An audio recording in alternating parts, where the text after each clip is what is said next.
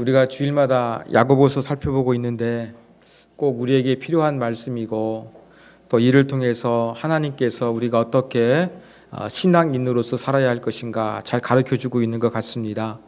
저도 말씀을 준비하면서 이번 주에는 이 말에 대한 언급이 나와서 말을 조금 적게 하자. 그래서 조금 교회 모일 때에도 일부러 말을 하지 않으려고 애썼던 적도 있었습니다. 그런데 목요일 날 그게 완전히 제가 산산조각이 나고 말았습니다. 왜냐하면 제가 도서관에 갔는데 도서관에서 나오려고 하는데 누가 아는 체를 하는 거예요. 저는 난생 처음 보는 분인데 이분은 제가 부교육자로 있을 때 이렇게 상을 당했을 때 제가 방문했던 기억이 있다고 합니다. 그때 저를 보고 기억해가지고 7, 8년이 지났는데 저한테 아는 체를 하는 거였습니다. 그래서 그분하고 대화를 하다가 조금 제가 조금 뭐라고 합니까? 좀 이렇게 말을 좀 필요 이상으로 안 하면 되는데 좀 필요 이상의 말을 했던 그런 기억이 있어서 그 말을 하고 나가지고는 아차, 내 모든 것들이 다 무너지고 말았구나. 한 주간에 말씀대로 살려는 내 모습은 F학점이구나. 그런 생각이 들었습니다. 사랑하는 여러분, 여러분의 한 주간에 말하기는 어떤 학점을 주실 수가 있겠습니까? 자, 오늘은 우리가 말과 언어 생활 또 행함 이 부분에 대해서 성경이 교훈을 주고 있습니다. 여러분, 우리 장로님께서 읽어주신 19절은요. 원어는 이렇게 시작합니다. 알아야 합니다. 이렇게 시작합니다. 알아야 한다고 시작합니다. 뭘 알아야 합니까? 말하기와 듣기가 어떠해야 되는지 알아야 한다. 이렇게 시작하고 있습니다. 요약하면 이렇습니다. 듣는 것은 아주 민첩하게 즉시하고 말하는 것은 천천히 둔하게 하라는 것입니다. 근데 사람들은 어떠합니까? 반대로 하지요. 말하는 것은 LTE급으로 빨리빨리 하고 또 쉽게 반응하고 듣는 것은 별로 안 좋아해서 억지로 듣는 경우가 우리는 많이 있습니다. 듣는 것도 싫어하니까 듣는 게 귀찮은 거예요. 그러니까 상대방의 말을 들어줄 때에도 어떻게 합니까? 건성건성 듣는 거예요. 딴짓하면서 듣는 거예요. 또 자기식으로 듣거나 자기 중심적으로 해석하면서 듣는 경우가 너무나 많이 있습니다. 여러분, 이렇게 말을 들어주는 사람도 있습니다만 말하기를 좋아하는 사람이 훨씬 많습니다. 사람들이 이렇게 말하기와 듣기와 균형이 있어야 되는데 균형이 없어가지고 말을 하지 못해요. 그래서 병에 걸리는 것 같습니다. 여러분, 암 아시죠? 한자어로 암이라는 이 글자를 보면은요, 세 가지로 이렇게 부수가 이루어졌습니다. 제가 준비해 드린 것은 이 보험회사 건데요. 이건 보험회사에서 자기에게 맞게 맞춘 거예요. 그렇지만 세 가지 부수는 똑같습니다. 여러분, 가운데 보면은 입구자 세 개가 있어요. 입이 세 개라는 이야기입니다. 입이 세 개가 정도로 말하고 싶은데 밑에 산이 있지요. 산에 갇혔어요. 산에서 누가 대화를 들을 사람 있겠습니까? 그러다 보니까 어떻게 되느냐? 앓다라는 거예요. 알아서 병에 걸리게 됐다. 이게 바로 한자를 풀이하면 암입니다. 여러분, 이렇게 뭔가 사람이 말을 해야 되는데 말을 하고 싶은데 들어줄 만한 사람이 없어가지고 병에 걸렸다. 이게 바로 암이에요. 이렇게 말을 못해서 병이 들기도 합니다. 누군가 들어줘야 돼요. 사람들은 전부 다 말만 하려고 그래요. 말만 하려는 것은 오히려 손해가 오는 경우가 너무나 많이 있습니다. 제가 주중에 어떤 목사님 만났는데 이분도 이제 교회를 바로 세우기 위해서 애쓰고 있습니다. 그리고 교회를 바로 세우기 위해서 조금 개혁적인 성향을 가진 그러한 목사님들을 조금 많이 만나고 다녔나 봅니다. 근데 그 그룹에 대해서도 이제는 더 이상 안 만난대요. 왜 그럴까요?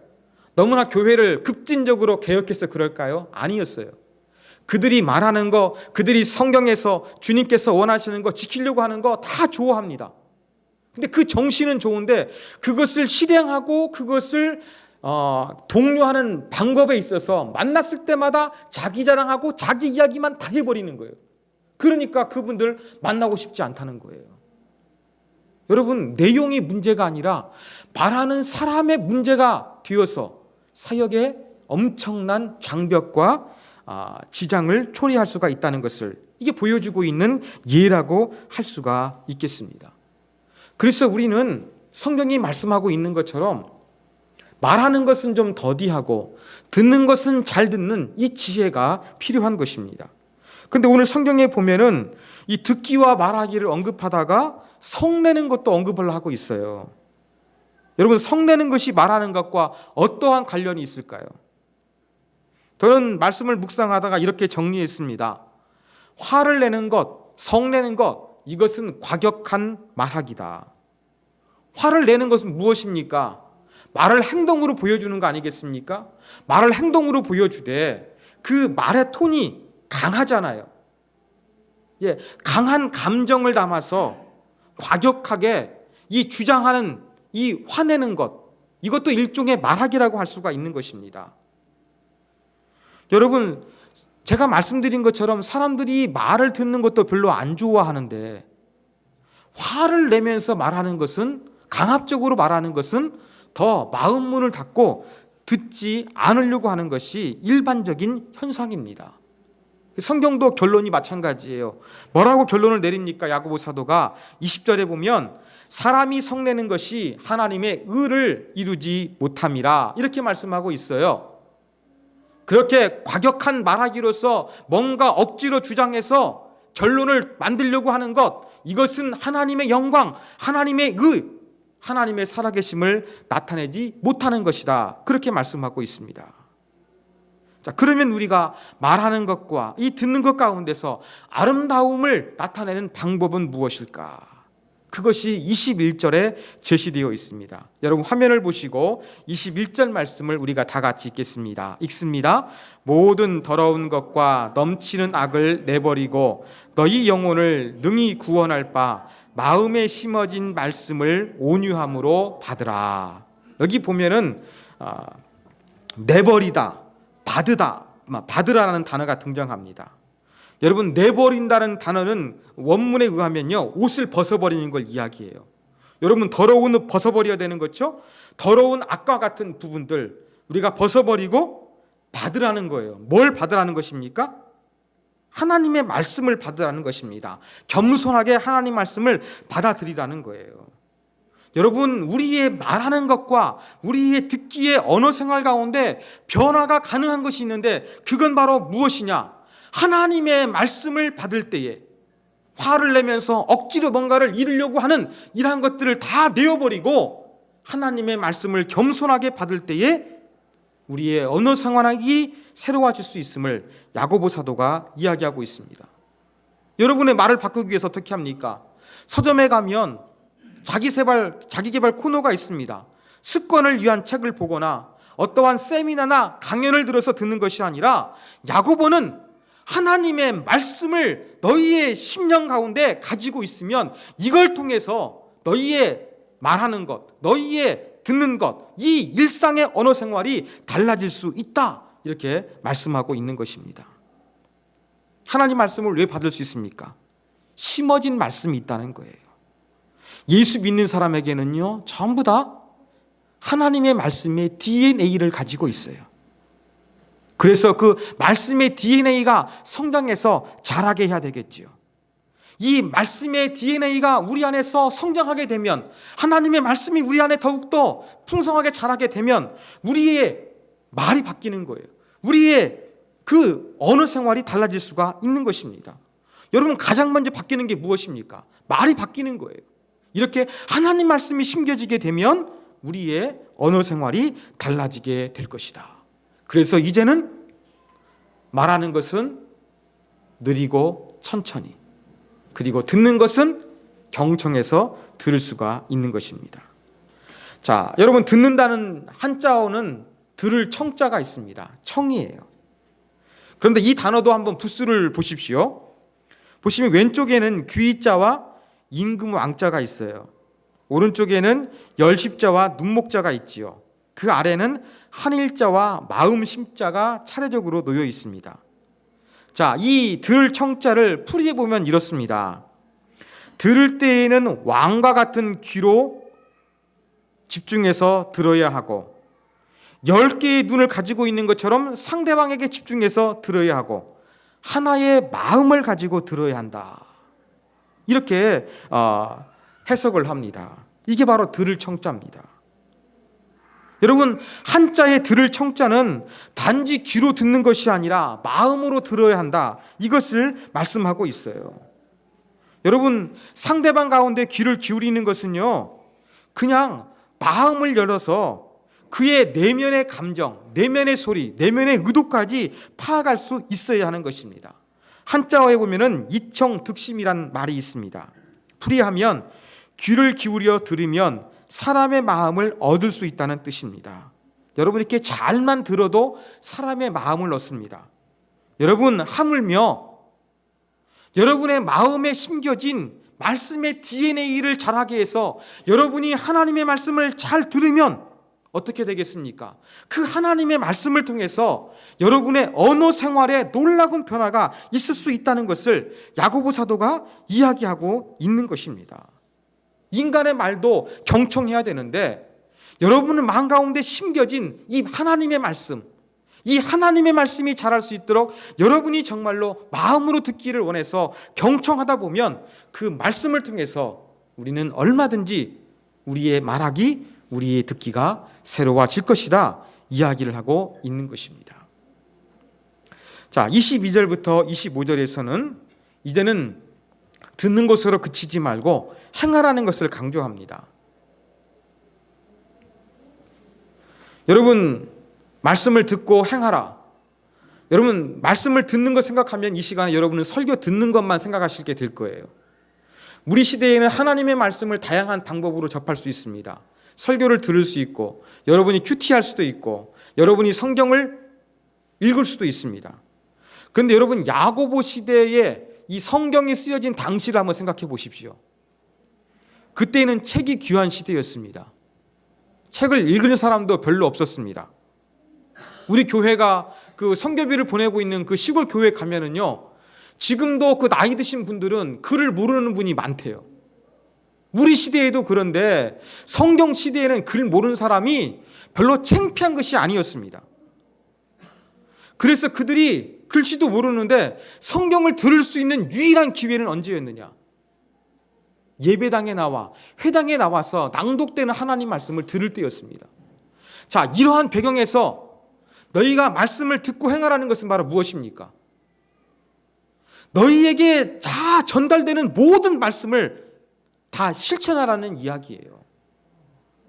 이걸 공식적으로 나타내면은 듣는 것은 즉 행하는 것이 되어야 한다. 이렇게 우리가 정리해 볼 수가 있는 것입니다.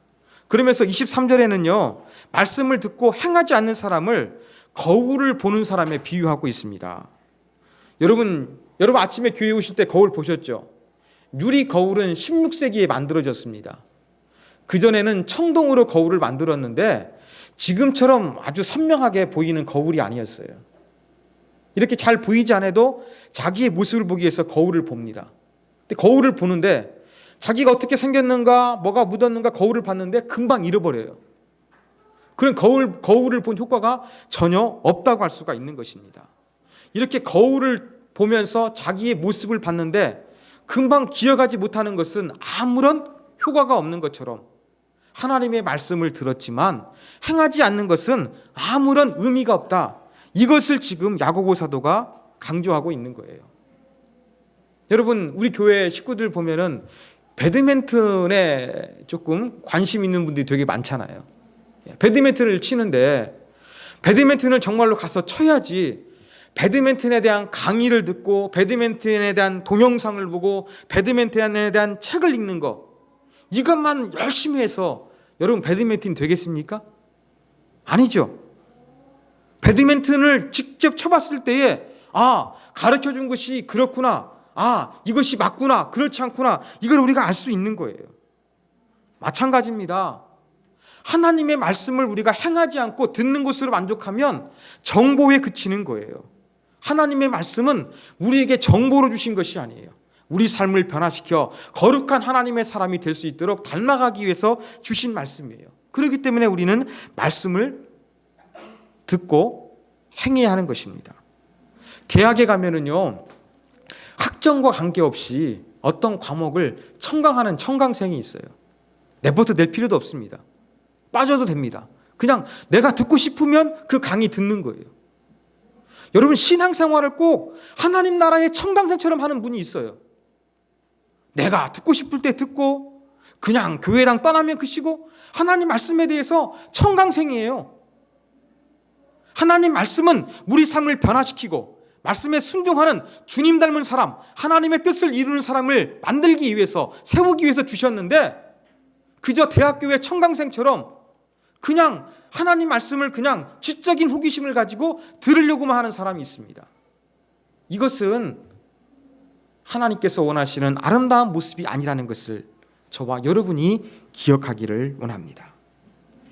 자, 그리고 26절과 27절에서는 어떤 내용이 있느냐? 참된 경건에 대해서 이야기를 하고 있습니다. 여러분, 우리말 성경에 경건으로 번역되어 있는데요, 그리스어 원문에 의하면요, 종교예요. 종교. 참된 종교적인 태도가 무엇이냐는 것이죠.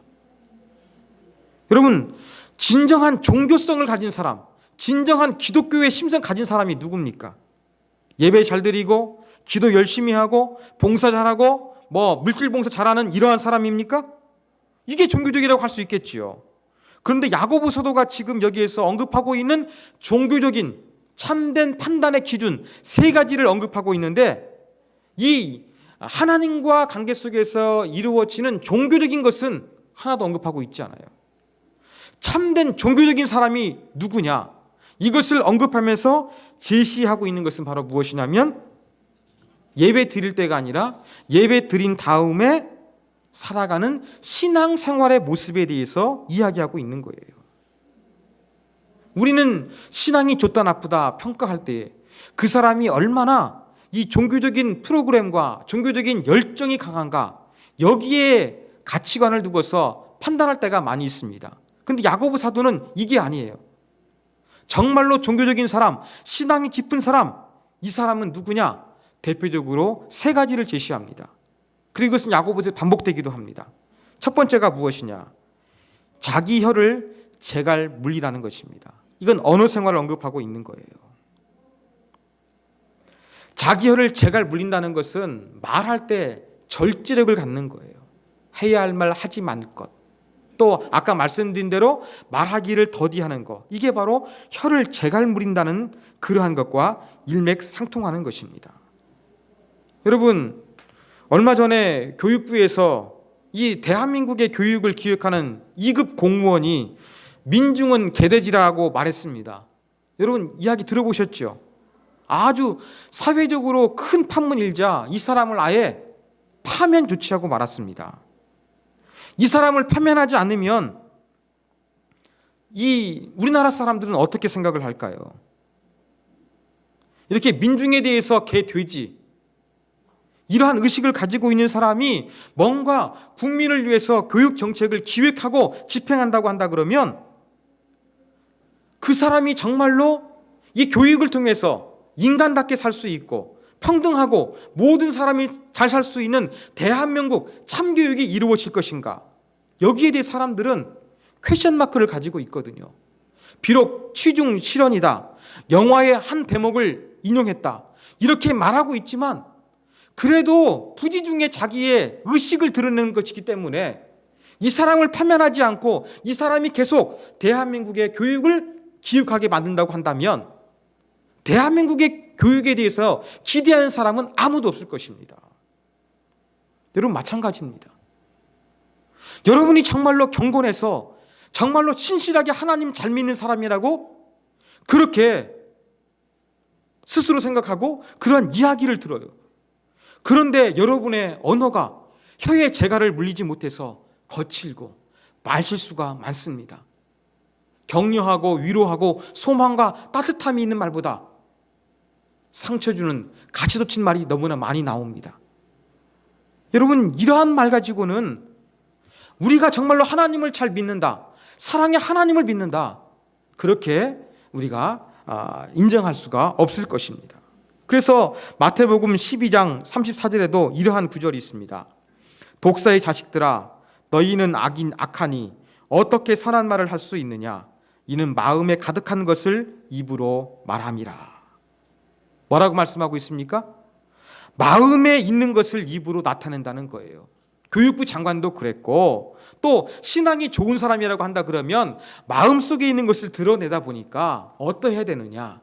자기 혀를 절제할 수 있는, 말하기를 더디해서 좋은 말 할 수 있는, 말실수를 줄일 수 있는 그러한 사람이 되어야 참된 그리스도인이라 할 수 있다. 이렇게 이야기하고 있는 것입니다. 자, 두 번째 들고 있는 것은 고아와 가부를 돌아보라고 이야기합니다. 구제와 이웃사랑이라고 할 수가 있습니다. 여러분, 고아와 가부는 구약 성경에서도 자주 언급되고요, 예수님도 강조했고요, 초대교회에서도 집사가 세워진 것도 바로 이 구제 때문에 이루어진 것입니다. 여러분, 고대 사회에서 여성이 돈 벌 수 있는 방법은 없었습니다.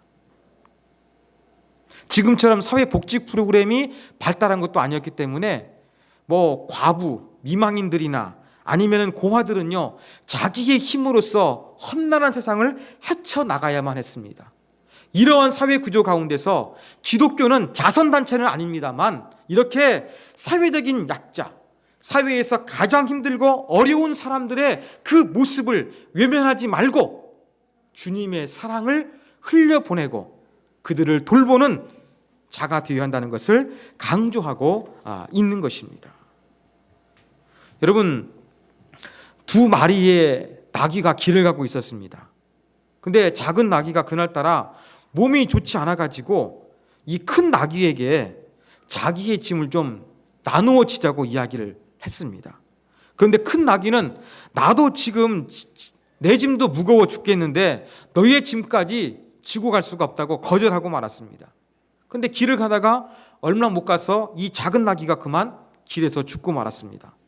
그러다 보니까 큰 나귀는 작은 나귀의 짐에다가 또 이 작은 나귀의 시체까지 짊어지고 가야만 했습니다.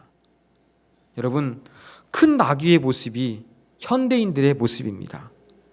남의 형편과 처지는 돌아보지 않고 내 짐만 많다고 생각하면서 그 자신의 문제로만 씨름하는 그러한 사람, 남이 뭔가를 요구할 때에 반응하지 않고 내 인생이 문제다, 내가 힘들다고 하면서, 내가 먹고 살기 힘들다면서 이 다른 사람을 배려하지 않는 현대인들의 모습이 큰 나귀에 비유할 수가 있습니다. 여러분, 큰 나귀의 모습이 우리 그리스도인의 모습도 얼마든지 될 수가 있습니다. 여러분, 종교 생활에는 정말로 심취한 것 같은데, 하나님을 정말 잘 믿고 있는 것 같은데, 자기 자신만을 생각하는 이기적인 그리스도인의 모습이 있다고 생각하면 이것은 참된 경건한 사람이라고 할 수가 없을 것입니다. 여러분, 이 나만을 생각하는 신앙생활, 나만 복귀를 원하는 이러한 이기적이 있는 기독교 생활, 이것은 주님이 원하시는 것이 아닙니다. 주님이 우리를 죽으셨던 것처럼 나도 누군가 이 주변의 사람들을 위해서, 특별히 사회적인 약재를 위해서 우리가 죽고 희생하고 그들을 배려할 때 주님을 닮아가는 참 신앙이 될 수가 있다는 것을 저와 여러분이 기억해야 되겠습니다. 이것을 가지고 참된 그리스도인이라 평가하겠다고 야고보 사도는 이야기하고 있는 것입니다. 자, 마지막 세 번째가 무엇입니까? 자신을 새 속에 물들지 않도록 잘 지키는 것을 이야기하고 있습니다. 이 세상 속에서부터 자기의 그 참 영성을 잘 관리하는 사람, 이것을 이야기하고 있는 거예요. 여러분, 새 속에 물들지 않기 위해서 우리가 세상을 등지고 수도원으로 들어가라는 이야기가 아닙니다. 우리는 세상 속에 살아가지만 구별된 사람으로서 세상의 악의 영향을 받지 않고서 살아가라, 그 말씀입니다. 우리의 말, 우리의 행동, 우리의 가치관, 우리의 무의식이 세상을 따라가는 것이 아니라 성경이 말하고 있는 그 모습으로 살아가는 그 모습을 지켜야 한다, 가져야 한다 이야기하고 있는 것입니다. 세상은 어떻습니까? 돈과 쾌락과 명예와 권력을 쫓아가는 그러한 삶을 살아가고 있는데, 이러한 것을 교회는 따라가서 살아서는 안 된다는 것입니다. 여러분, 우리가 교회 안에만 있어야 경건한 것이 아닙니다. 교회 밖에는 악한 것이 아닙니다. 교회 안에 있든지 교회 밖에 있든지 중요한 것은 내가 정말로 세속적인 가치관이 아니라 성경이 말하고 있는 가치관에 따라서 살아가고 있느냐, 성경이 말하는 하나님 말씀을 지키기 위해서 정말로 나를 그렇게 말씀으로 늘 살펴보고 있느냐, 이것을 지금 야고보 사도는 이야기를 하고 있다는 거예요. 야고보 사도는 지금 세 가지를 이야기하면서 정말로 참된 종교적인 사람, 참된 기독교신을 가지고 있는 사람은 종교 의식의 종교 활동에 열심히 참여하는 사람이 아니라 언어 생활 잘하는 것, 사회적인 봉사 잘하는 것, 그 다음에 자기의 어떤 그 개인의 경건함, 내면 세계를 잘 지키는 것, 이 세 가지를 언급하고 있다는 거예요. 이 세 가지를 한번 보십시오. 추상적인 게 아닙니다. 혀에 재갈 물린다는 것은 무엇입니까? 우리의 인간관계의 대화를 가리키고 있는 거예요. 고와 가부 돌아본다는 게 무엇이겠습니까? 사회적인 것을 이야기하고 있는 거예요. 자신을 세속에 물들지 않는 거 무엇입니까? 우리의 내면을 이야기하고 있는 거예요. 여러분, 이건 주일날 예배 드릴 때 나타나는 태도가 아니라 교회 밖에서 여러분이 일상 속에서 나타나야 될 그 모습을 가지고서 참된 그리스도인인지 아닌지 평가하겠다. 이게 참된 기준이다. 지금 야고보 사도가 여러분 이야기하고 있다는 것입니다. 여러분, 이걸 통해서 우리는 이러한 결론을 내릴 수가 있습니다. 여러분, 진정한 신앙생활은요, 생활신앙입니다. 제가 참 좋아하는 말입니다. 자주 하고. 진정한 신앙생활은요, 생활신앙이어야 되는 거예요. 야고보 사도가 이야기하고 있는 거, 언어생활, 구제와 이웃사랑 실천, 자기 내면하는 거, 여러분 다 일상 속에서 이루어지는 거 아니겠습니까? 여러분, 진정으로 예수 잘 믿는 사람, 하나님 앞에서 참된 신앙 가진 사람은요, 바로 이렇게 생활 속에서 아름다운 신앙인의 모습을 갖고 있는 모습이라고 할 수가 있는 것입니다. 그리고 보십시오. 신앙 좋다는 사람을 종교적인 것만 국한시키거나 아니면은 개인적인 내면의 신앙을 가지고서 평가할 때가 많이 있습니다. 그런데 말하기, 고아와 과부를 돌아보는 대사회적인 것까지 다루고 있습니다. 여러분, 신앙 좋다는 것을요, 너무 축소하지 마십시오. 총체적이어야 됩니다. 근데 우리는 너무 신앙 좋다는 것을 개인의 영성에 국한시켜 말할 때가 너무나 많이 있습니다. 교회당에 국한시킬 때가 많이 있습니다. 이건 성경이 말하고 있는 진정한 신앙이 아니라는 것을 저와 여러분이 기억하기를 원합니다. 사랑하는 여러분, 오늘 우리는 말씀을 통해서 말하는 것, 듣는 것, 실천해야 되는데 어느 정도 실천할 것인가? 구체적으로 믿음이 좋다고 한다 그러면 실천해야 되는 세 가지를 살펴봤습니다. 이제 방향은 우리가 잘 알겠습니다. 그런데 여러분, 언어 생활이 쉽지 않고 구제하는 거 쉽지 않고 자기의 내면을 잘 성찰하는 거 쉽지 않을 것입니다. 이걸 어떻게 극복할 수가 있겠습니까? 저는 21절에 그 해답이 있다고 합니다. 마음에 심겨진 말씀을 온유함으로 받으라. 사랑하는 여러분, 야고보 사도가 이야기하고 있는 것은요, 그냥 여러분의 행동, 윤리를 이야기하고 있는 것이 아니에요. 윤리적으로 변해가야 되는데 그 힘이 어디에서 오느냐? 바로 하나님의 말씀에서 온다는 거예요. 말씀에 심겨진 하나님의 말씀을 받을 때에 그 말씀의 능력에 힘입어 성령께서 감화라교를 주셨은 그 말씀에 힘입어 우리는 얼마든지 우리의 말하는 것, 우리의 이웃사랑, 우리의 그 자신을 돌아보는 내면의 경건함, 이것이 달라질 수 있다. 이것을 말하고 있는 것입니다. 그러므로 여러분의 열심을 가지고서 말하는 것 더디하고 잘 듣기 노력하지 마십시오.